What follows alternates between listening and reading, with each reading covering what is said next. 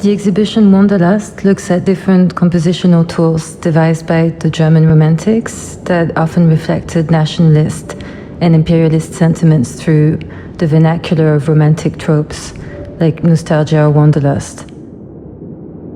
The works presented all reflect on how these tropes were staged, produced, but also reproduced today by looking at their consequent translation into mainstream conventions, in particular through film.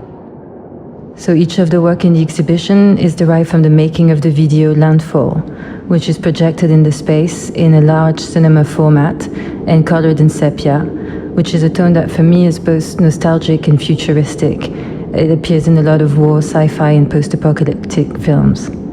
The video depicts a man seen from the back, or Rückenfigur, looking at a distant land.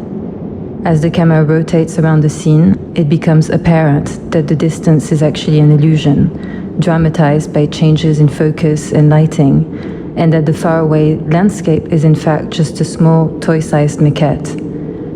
I was interested in the subversion of the figure's object of longing to think on how, through the removal of distance, there is a kind of contraction of the figure's journey ahead, from one that is perceived as heroic and long, strenuous, to one that is now short and confronting of that longing.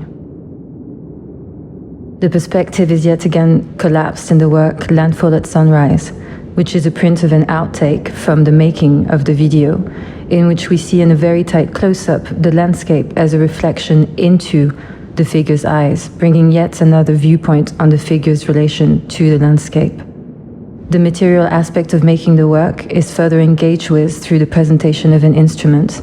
It's called a wind machine and generates the sounds of wind through friction by spinning a wooden barrel against fabric. As I film in 4K, I often get the sense that there is a kind of dematerialization of the very physical aspect of producing the work, as almost all the effects in the video are practical effects, meaning they are produced physically as opposed to digitally. Like the exposure of the maquette in the film, I was looking for an opportunity to highlight that materiality in the presentation of the work.